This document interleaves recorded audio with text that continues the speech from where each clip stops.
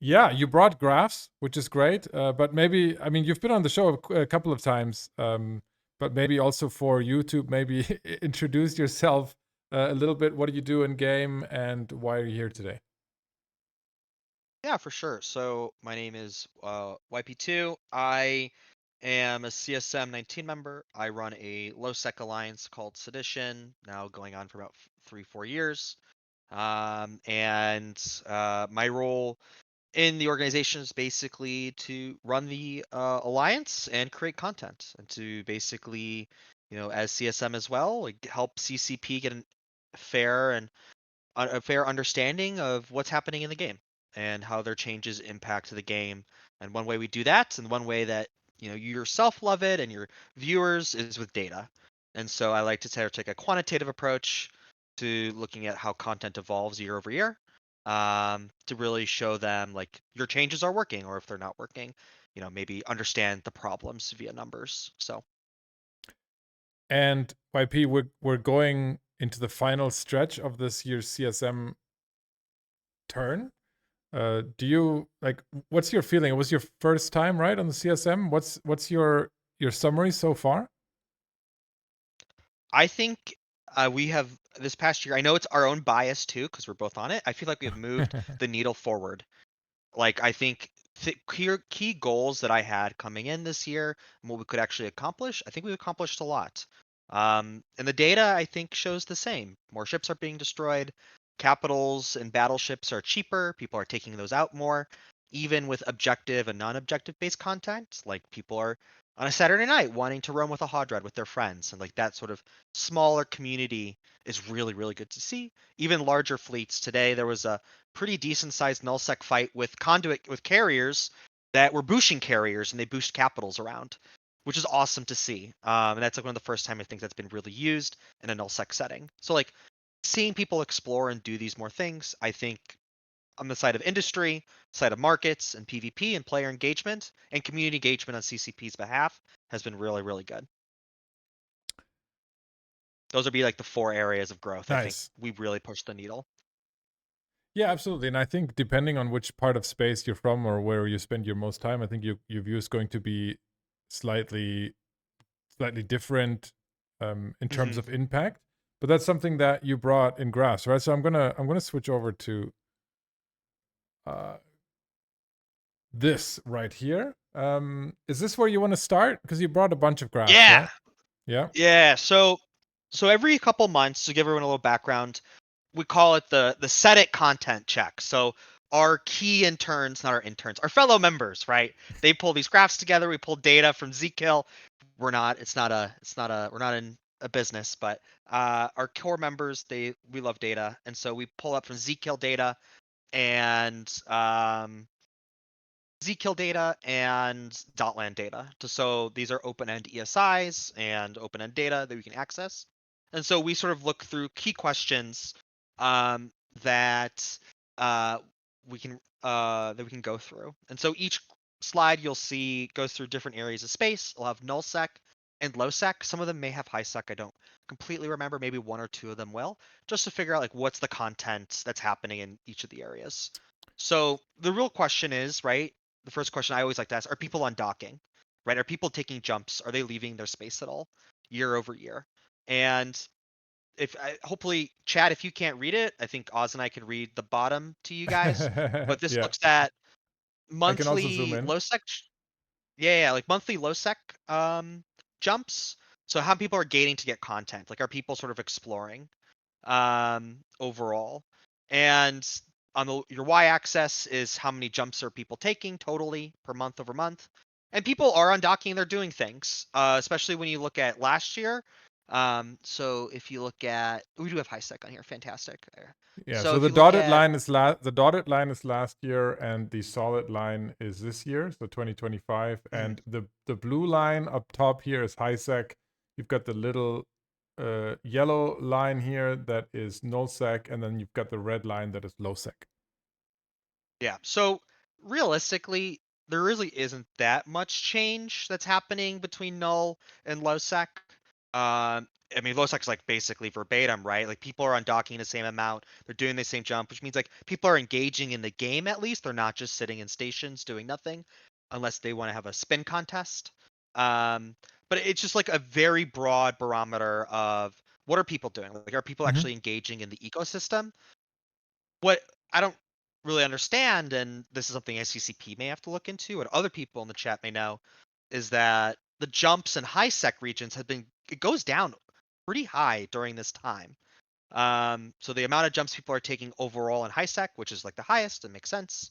There's no jump bridges or blopses or whatever going through there. It just declines a lot. So maybe that's just like players not logging in and I think engaging in high sec as much. the summer slump is much larger for casual players, and I mean that's Yeah. a vast overgeneralization on my behalf here, but uh, I do think that if you're very engaged in your alliance, if you're, if you're fighting about objectives, if you're a just a much higher hours per week player, then your hours aren't going to go down as much as somebody who every once in a while logs in, maybe hasn't left HiSec yet, or is a new player.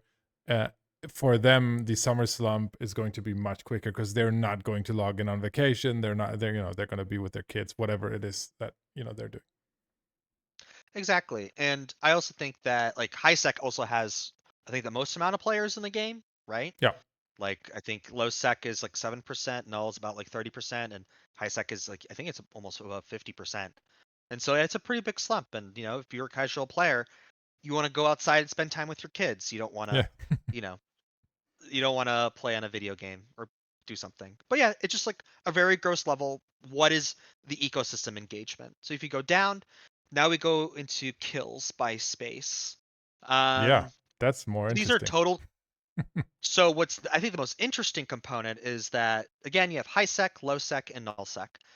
In between March and April, there is like a 40% decline, or not 40%, but there's a massive decline in kills in April. So, and high sec activity somehow, which I don't know what changes was happening then. I can't figure it out.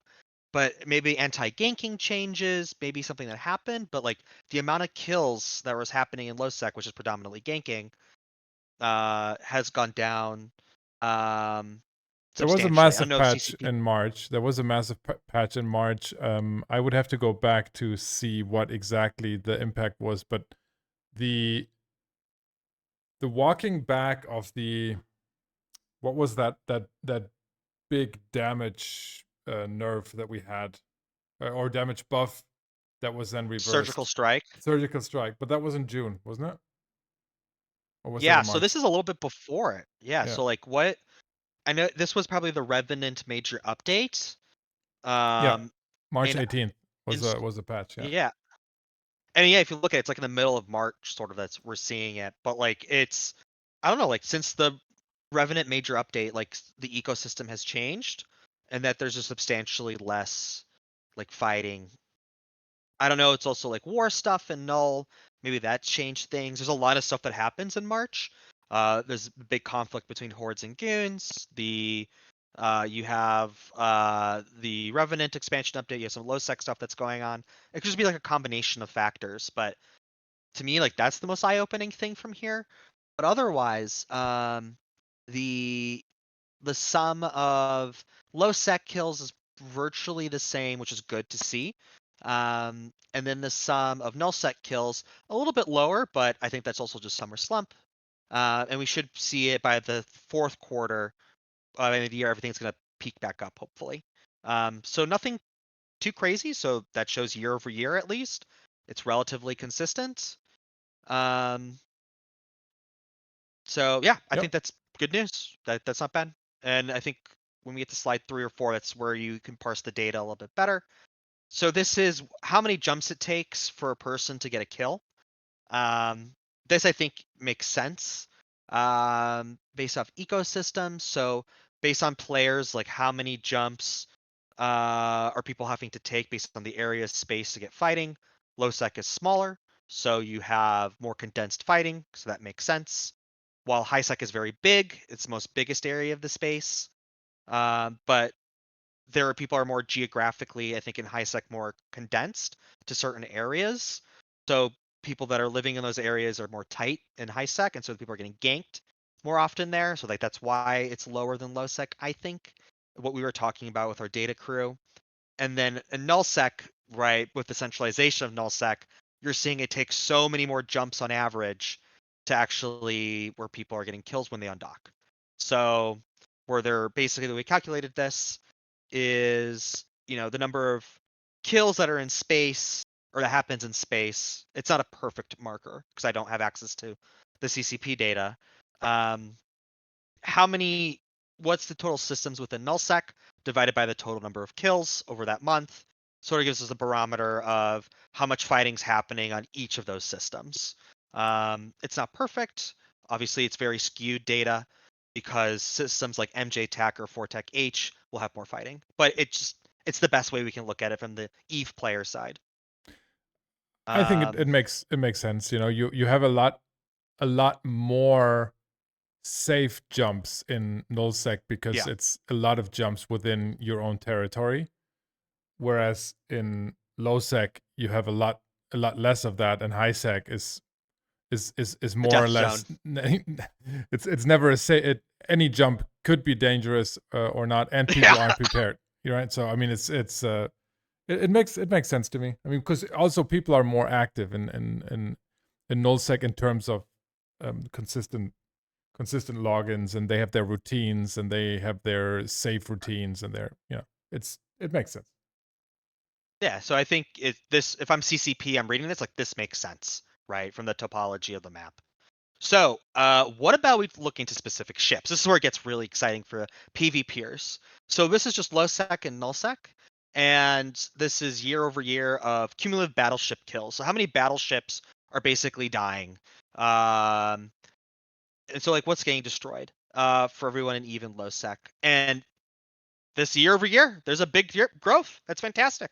This past year, we've decreased across the battleships. T1 battleships are being used. I saw maelstroms in the recent null fight that was happening yesterday. That's fantastic to see, and we're seeing growth even in low sec 2, where it's a little bit. It's a little bit like it's still a growth. It's not as big as null sec, but in null sec, you're seeing these massive delta bars basically, which is awesome. I wish I put like delta bar number variance numbers in there, but it's I don't make it too much work. But even on the eye appeal though, like you are seeing year over year growth in both of these regions in battleship deaths, which is what we want to see, right? Like more engagement in the game, more kills are happening in the game, like things are happening, which is if you compare it to like 2021 numbers, like this is night and day, and CCP Mhm. should pat themselves on the back for this. This is A good to lot of see. this has to do with tier 1 battleships just being cheaper to produce nowadays. Yep, That was also part of the March 12th patch, I think. That's why you're seeing probably here a separation of these graphs, April going forward. exactly. Yep. And so like after the March 12th update, like we're now seeing 4 months in that there's like these major growth. So here's another way we're looking at it too. This is battleship kills. So kills in battleships. So are people seeing more fights in battleships? And yes, they are. So people are using battleships more frequently. That's so people are the comps like Rokes, for example, things like Tempest Fleet issues, Abaddons, Megathrons. People are using this, but what's really interesting is that lowsec has seen a 41% increase in total battleship kills. So Mhm. kills in a battleship. Nullsec has seen a 25% increase. Um, so it is super cool to see that in both these two ecosystems, you're seeing major increase in battleship usage, which is sort of what we want to see because like that's the next stage for like capital engagements, right? You put battleships on grid. Okay, we need to kill these battleships. We're not holding anymore. When do the faxes come onto grid? When do the dreads come onto grid? And this is like the natural escalation path. So we're Yeah. getting there, right? And so Two that's things, really good YP, news. two things. Crota has asked twice in chat, what was the active is delta like in April? Because I think he wants to compare these the jump in graphs in April to see whether it was an increase in returning Wasn't it players. positive? I April think it was April had positive, the right? free Omega, the 7 days free Omega. So it was massively positive. Um, Yeah. so you had, I think you had the March 12th patch, which quote unquote fixed mining. That was, I think, the what we No. how we described it in March. So you had a lot of miners come back. You had free Omega for Capsuleer Day. So April just had a lot going on, and that's why we're seeing a lot of these numbers change in April, which is a good thing. I mean, it doesn't, people coming back for whatever reason is a good thing. The second thing I want to mention is I want to play devil's advocate real quick, because so you would say more battleships is always a good thing, or more battleship kills is always a good thing. Why is more battleships a good thing for somebody, for somebody who is maybe trading or focusing on industry or is new to the game? Why, from your perspective as a low sec alliance leader, why is more battleship kills a good thing for Eve Online? Because I think the Battleship meta is a very much healthier meta than other metas that we had because it allows for more ship diversity. So there's a lot of options when you get to battleships versus like when we lived in the Munin era, it was just Munins online or hacks online versus the Ishtar era, it was just Ishtars online. And the Battleship era now that we're having here, if you look at low Which sec were and null sec, cruisers you or are assault seeing, cruisers? yeah, we're cruisers or assault cruisers. So if I'm an industry person, you just have a lot more options what you can build, right? Like if you want to tap into the Roke market for nullsec, tap into the Roke market. If you want to tap into the Tempest Fleet issue market, tap in the TFI. Abaddons are being used, and so like you're not feel like you're stuck as an industrialist or a miner creating the same ships. You can spread your coffers a bit of what your interests are, so you're not focused on doing the same thing over and over again. You can actually, if you want to sell, you know, for example, let's say this is true or not, but let's say you sell Pandemic Horde Rokes, and then you can be like the arms salesman and sell goons Megathrons, right? Like it's just it makes it more interesting as a player. Um And would you and say, I like, think what like if we went up, a step, and you say, okay, what if I don't know if we're going to look at dread kills, right? But a step up might be dreads. Would you also agree that more dread kills is also yes. always a good thing? Yep. Yeah. That's next slide. Okay, So, here we go. you're Oh, lead there you right go. into it. Yeah. So, yeah. So look at capital kills. Like this is, I think, is super cool.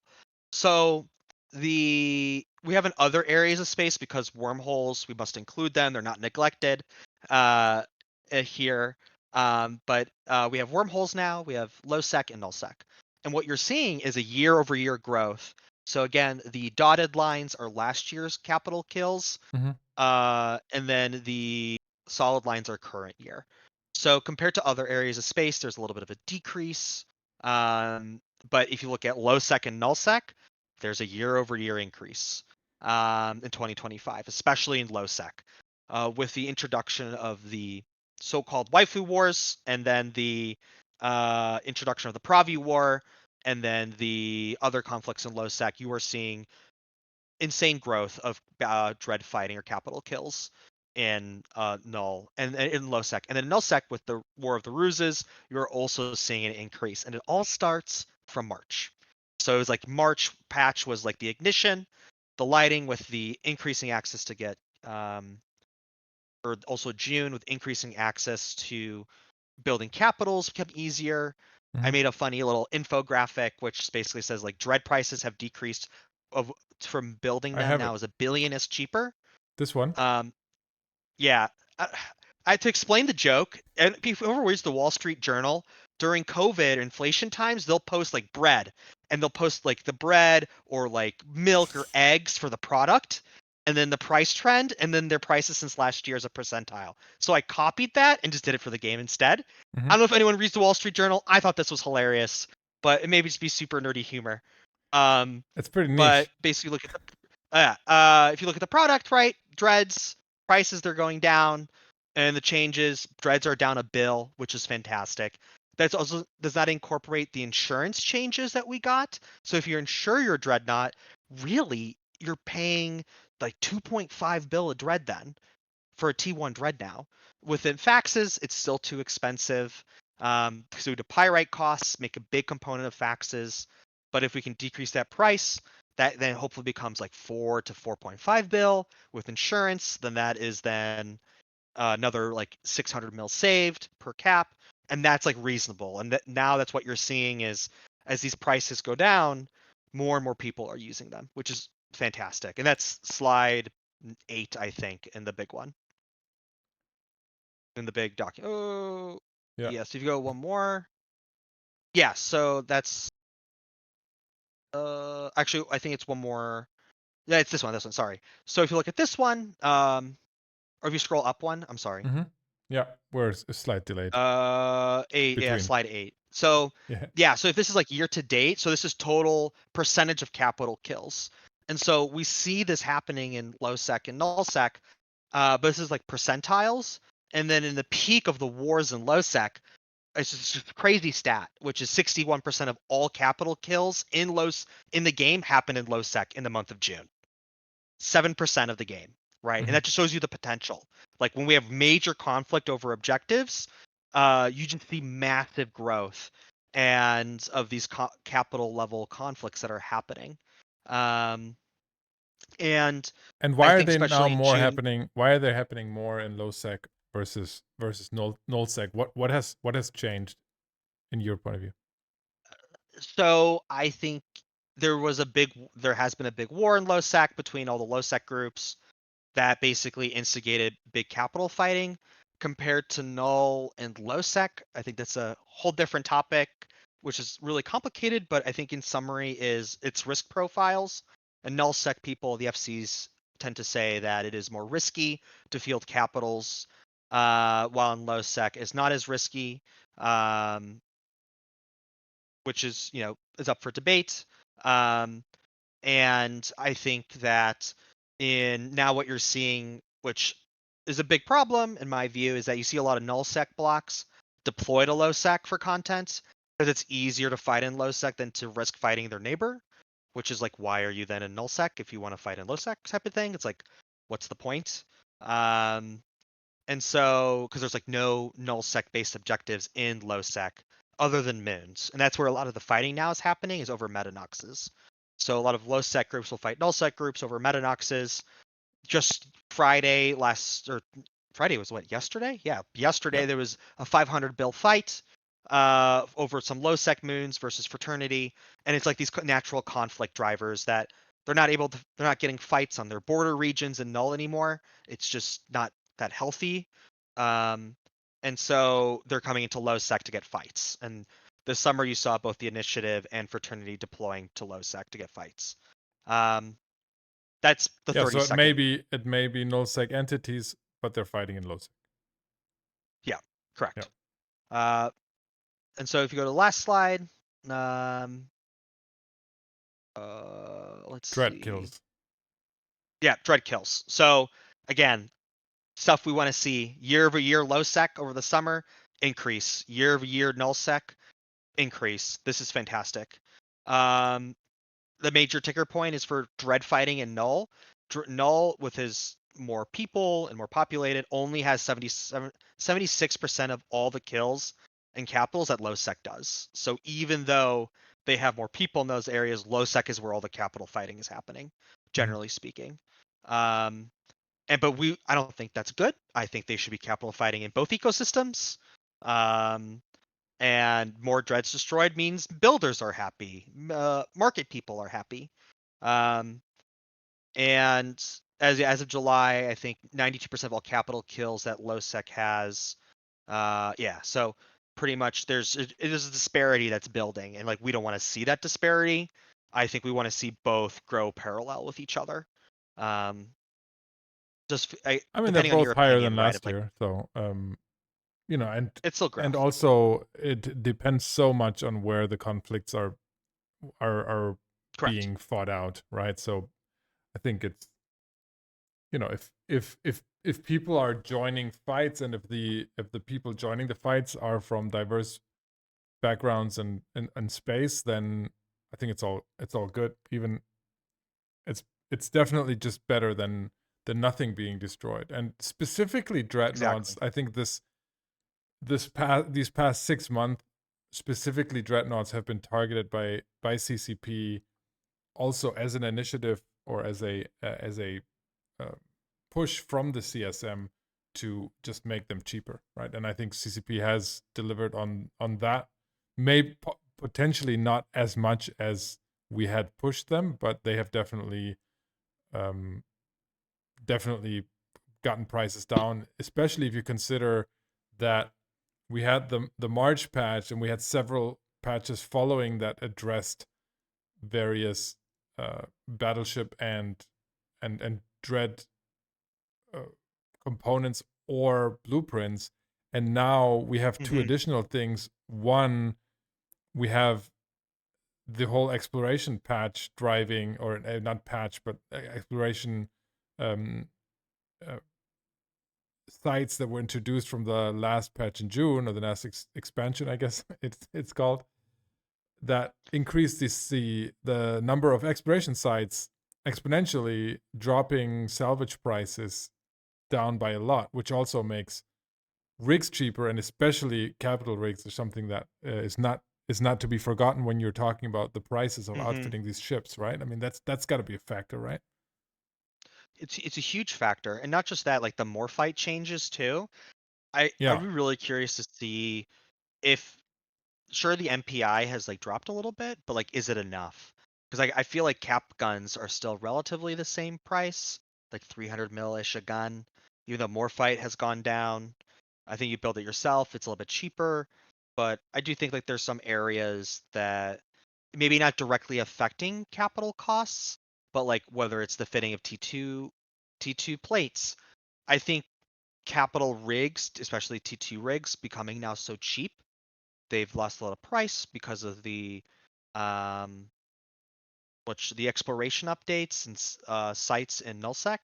I mean, that's an argument that I think you can argue either way, really, if that's healthy or not. Because all of a sudden, right, if everyone starts fitting T2 rigs on their capitals, I mean, that's a lot more EHP per dread, especially if it's so cheap.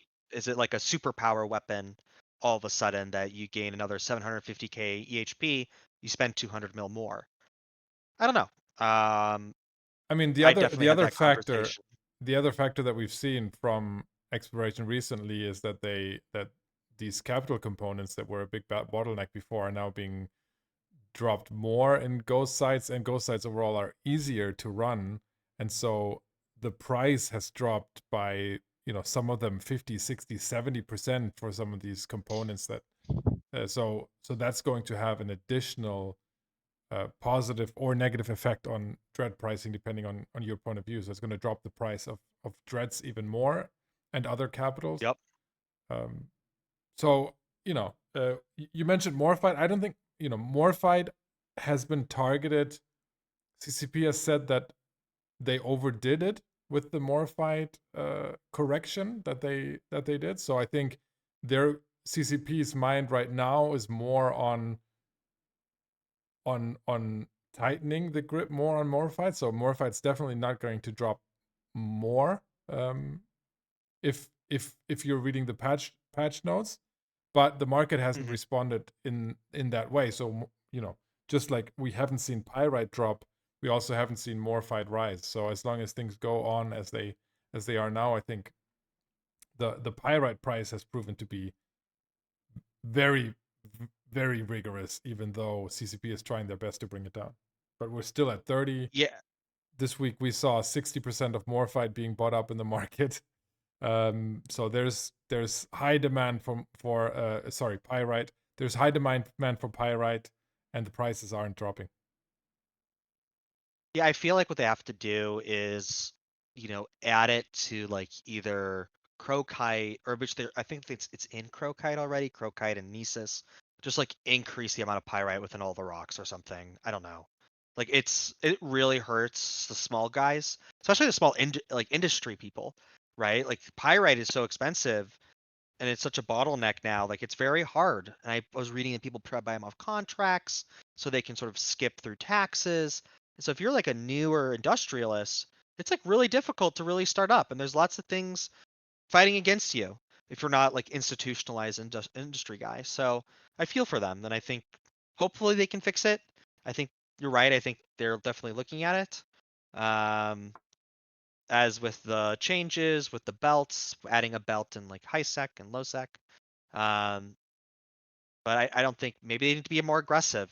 I think that's probably something they have to do, or is it just people are stockpiling it and there's like tons of hoarders that are trying to keep the prices inflated? I don't know. Yeah, I don't. Um, I don't.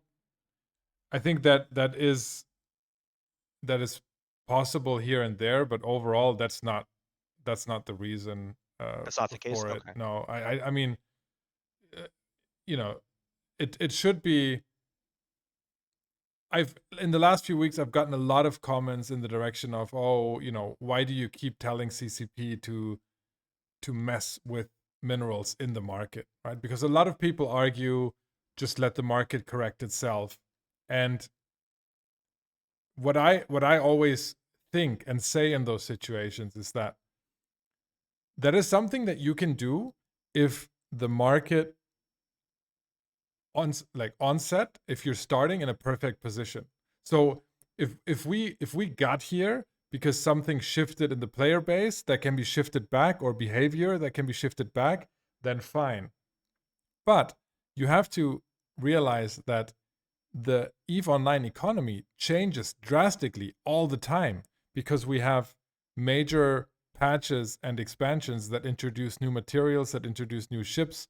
So you're looking at the precursor ships, the Triglavian ships. You introduce the Barbaroga as a massive Yep. sink for 0 point field manipulators with the same supply of 0 point field manipulators.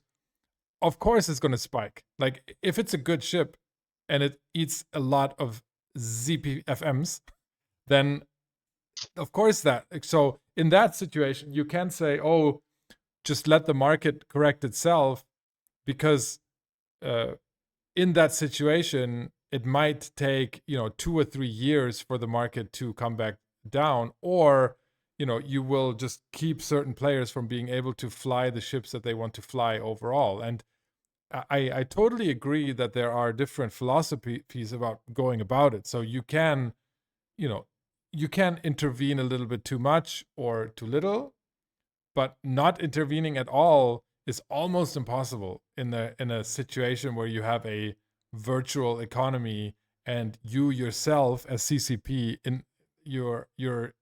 inevitably going to be breaking things as you go, because that's what happens. And I think we should. I know it sounds counterfactual, but I think we should encourage the breaking. Like I want a CCP that's brave and willing to try new things and breaking the mold. Just staying within your lanes. Like it's boring. It's stagnant. And if they break something, okay, then fix it later. Add new ships, create new content, add new faucets, add new sinks. Like try to be adaptive. And like this isn't to tell them that don't do anything CCP. I think the past year they're trying new things. They're trying to make the game a little bit more fun. I think the game is fun, but I think you know what I mean. Like making it so it's more nuanced. And so it isn't just black and white. Let's just add more this, take more this, not act at all. I think they should add things and break things and see what happens. Maybe not scarcity, right? But like try something, right? Be encouraged to do it. Maybe that's wrong, but I don't know. I like that they're more willing to. It seems like they're more willing to like be more interventionist. I think one argument where I do sometimes think that this is happening too much is when, I mean, I hear discussions, uh, let's say our CSM discussions, where you have people from all different corners of Eve, or you go on Reddit and you look at discussions on there. I think there's a clear disconnect between those people that that analyze and whose gameplay analyze the Eve economy, and whose gameplay is industry or trading, or where the interplay in the market is very important and significant to the fun or success that you're having playing the game, versus those people that almost exclusively do PvP, who just want ships to be very, very cheap so they can afford as many ships as possible and as many different ships as possible. Both ways of playing EVE Online are 100% legitimate and 100% fantastic, right? But if you're part of the former group and the market changes all the time because CCP intervenes, then that means that the strategies that you form and the investments that you make are often destroyed by the whim of a not so invisible hand, right? And That's true.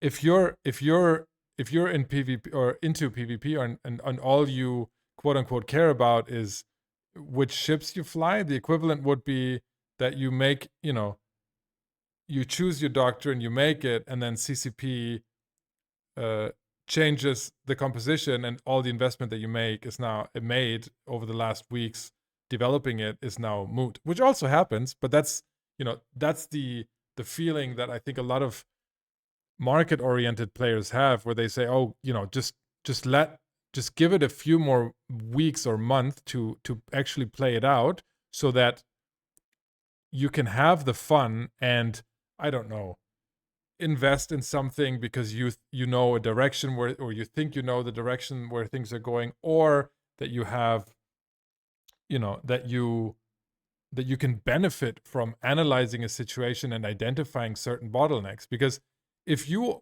as a trader, you want to take advantage of bottlenecks, but every time there's a bottleneck, CCP comes in and changes it, then market play becomes no fun. And I think we all agree that that's also one play style that people like to do. Does that make sense? I think I think it makes perfect sense. It's, where I work, it's called watchful waiting, right? There's no reason to intervene right away. Let's sort of wait and see how things unfold. And then if we need to intervene, we'll intervene. If we don't, we don't have to. And if it improves, mazel tov. That's great news. And so I think that's the better framework as well, not just responding to every little tweak or cranny. It's really hard to analyze data that way. You get a lot of noise. And I think, a part of that too is I really like how CCP has reached out to the community though, and have, put their neck out a little bit and has said, whether it's the ship feedback stuff, and now we're getting, I would say, like regular once every 6 months. It's not we're shipping, swapping everyone's doctrines now once a month. Once every 6 months, we get super big now balance passes, hopefully, of ships, and then the people that both sides of that coin that you mentioned, the builders, the marketeers, well, we can react to that. That gives us 6 months of playtime. And then the PvPer is like, well, now there's something new that we can do, and we can swap our doctrines up and adapt that way. Instead of like knee-jerk reactions, which I don't think in any field being a knee-jerk reactionist is the right way to go. Yep. Yeah, good points. Let's There were some so other then graphs I that you guess like sent me. Yeah, so how has this impacted? I guess the big question is, we're looking at these ecosystems. How does it impact the numbers? You can skip that one. That's fine. The bar graphs with the yearly tracking from Gesture Trek's website. So Oh if you yeah, don't know I who see it. Gesture Trek is, Gesture Trek, it was CSM 8, our great great great grandfather of Mr. Oz and I, and one of the very first CSMs, and he has this beautiful website where he tracks via API data, like players logging in year over year. And what we've seen is that we're pretty steady compared to 2023. The average logged in accounts taken day by day is still roughly almost 23,000. That's really, really good, especially from the slump of 2022, pre-uprising, right? Expansion, which I say CCP, that was one of their best expansions in many years, really stopped the downward trend in the game and really, really helped revitalize a lot of the areas of the game as well. And I Yep. mean, it's growth. It's still growth. It's stable. But I think if they kick the ball out of the park with the fall expansion, I think next year maybe we'll see this number reach 23,000, maybe a little bit higher. But And overall, that's they good. just There's had, stability. and they just had their best quarter since 2016 financially speaking. So Yeah, they're it's monetizing the fantastic player news. base better. They're monetizing us better. Not me Yep. specifically, but us as a group. I had a conversation with a friend. A friend of ours just gave birth, or like had their first kid, and I'm like, why doesn't CCP have like baby, like Eve wear, right? Like I would buy, like if I have a kid, like an Eve, like an Amar, like beanie baby for a kid, like Eve T-shirts and stuff. And I'm like, that'd be such a great to monetize things. Like I don't know, My but kids, honestly, my I kids wear Oz merch. I mean, they had their Oz onesie and the Oz hat, and like my kids just wear. They're the only ones wearing Oz merch, but they call it dad's work. that's cute. That dad's work. I love it. I love Yeah. it. All And right. so, but like, yeah, like on the rolling averages, so this is looking at it differently throughout the cross year. I mean, we're back with the same slump, right? Which is good. But what's interesting is that when you look over year, the peaks and valleys are getting bigger. So when CCP does an update, we're seeing more and more people coming back, trying it out. And it looks like they're staying for longer and longer, which I think that tells us that the updates that they're doing are being relatively well received and that people are being engaged with the game for longer. Obviously, it's different what type of players you look at, someone who's more casual. So if you look at the Legion expansion, um, they're they're like 7-day rolling averages. Especially there was move ops going on during that time as well. But that was the best received numerical expansion since like Retribution, where you had 7,000 players basically are trying out the game again. They're coming back. So people are paying attention to what CCP are doing. And then you have the summer slump. So I'm really, really curious for this rest of this this last segment of the year. Um, what the fall numbers One are going to thing to look like. consider, YP, is that 2 years ago when they increased the sub price, right, which is one of the Yeah. big mistakes, I think that biggest mistakes they've done in the last 3 years. What they did was they relied more on sales and they relied more on people subbing long term because the benefits of subbing long term are just so big, and Yeah. that is what you're seeing in those graphs. I think CCP is making it a lot harder for people to sub in the short term because the discounts are so terrible. The price that you're getting is so terrible. That's one thing.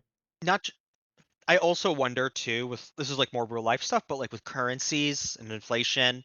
I mean, I was reading on Reddit like, I think CCP really should like have localized currency exchanges because like I was talking to a player in Brazil and it was like I'm being priced out of the game. Like I've been playing E for such a long time. Yeah.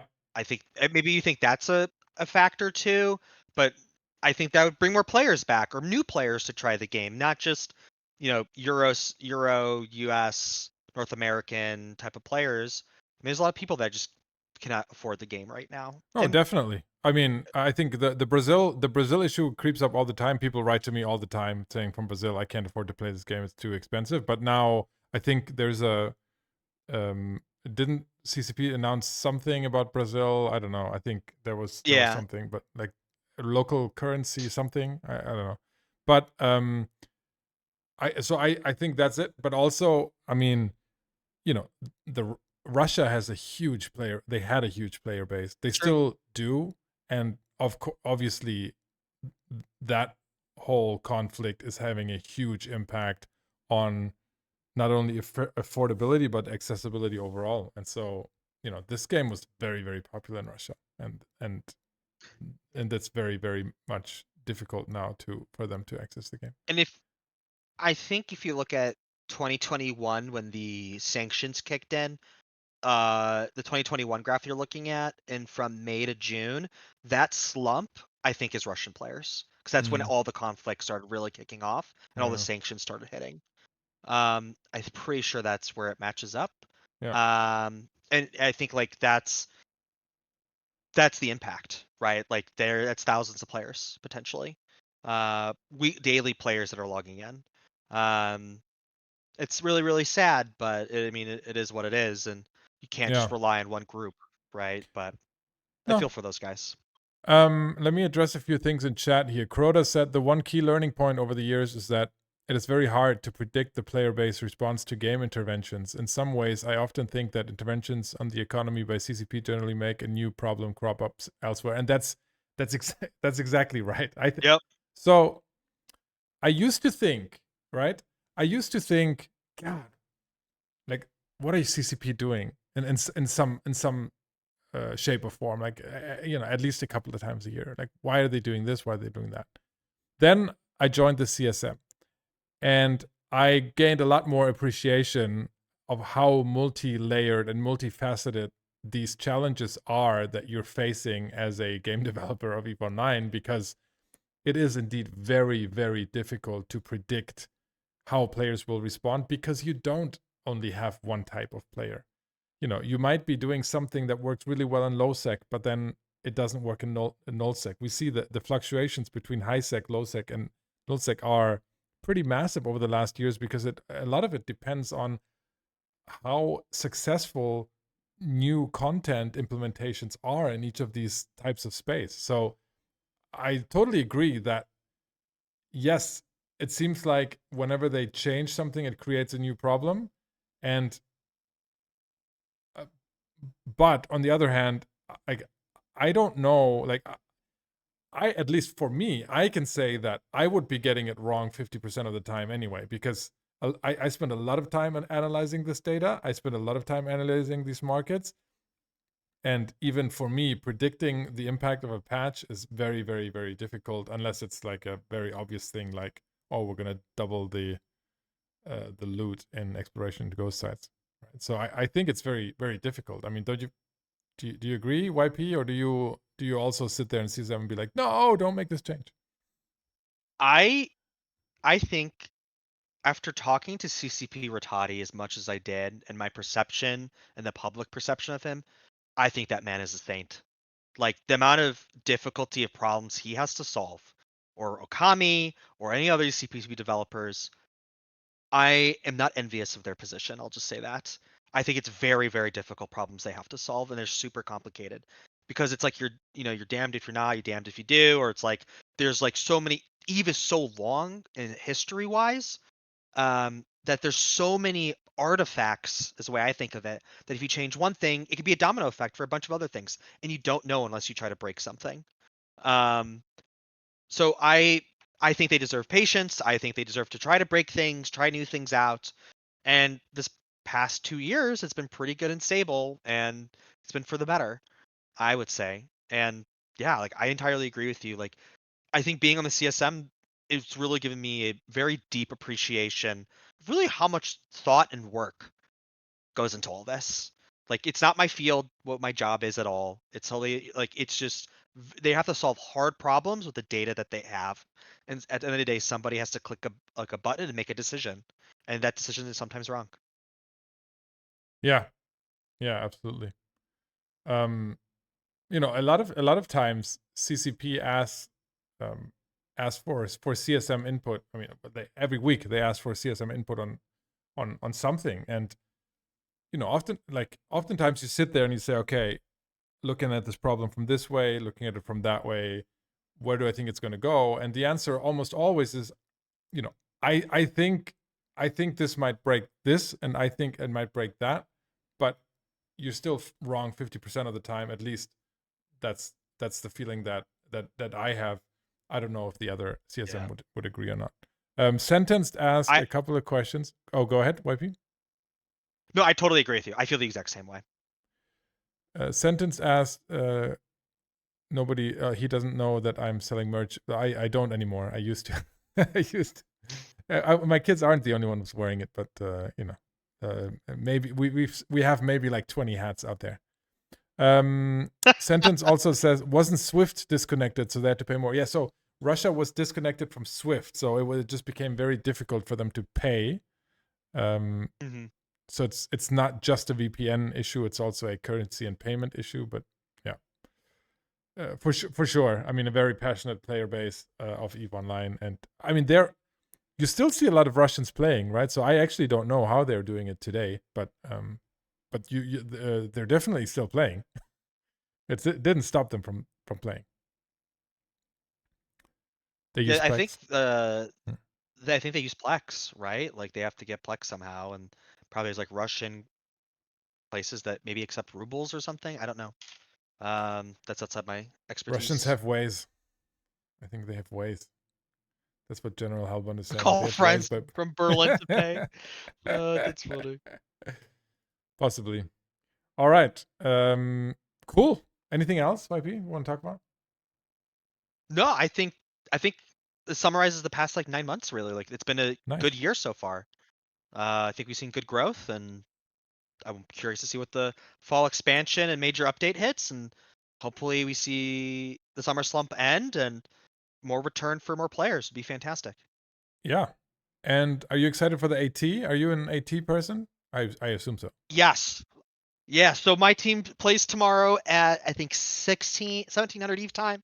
Okay. Come watch us. We are playing Goon Swarm. So Sedition is playing Goon Swarm. This I mean also too is like engagement wise, like I CCP has 5.2k viewers, Lormaruth has 1.5k, Yeah. we have over 100. Like it's just the engagement is so great. Like it's really really good to see how people are really sticking up to date, even if maybe they're more casual or not. Like that's stuff that I like to see. Like the For game is sure. relatively healthy. For sure. For sure. I mean, there are 7,000 people watching EVE Online right now on Twitch, which is, which are numbers that are beating other MMOs handily. So it's not every week that we have these, but it's definitely good to see that the AT can draw these kind of numbers. And well, Loro, he's giving away a trillion, so that helps. I just make the trillion. Decaying Entity says no VPN needed for Russia. Also, they have official EVE partner that sells Plex and Omega. So apparently, Okay. it's not an issue anymore. Okay. Yeah, thank you so much for having me. Yeah, thanks for stopping by. Anytime, if you wanna, we're doing the monthly MER roundup that we do is usually I just open it up for any CSM that wants to join. So if you want to join Drake and me and whoever else wants to join next time for the MER, then happy to have you if you have time. Yeah, totally. Yeah, just give me a date I'll and ping you. time, and I'd love to be on. Perfect. All right. YP, thanks for stopping by, and we're going to jump into the markets now. See ya. So yeah,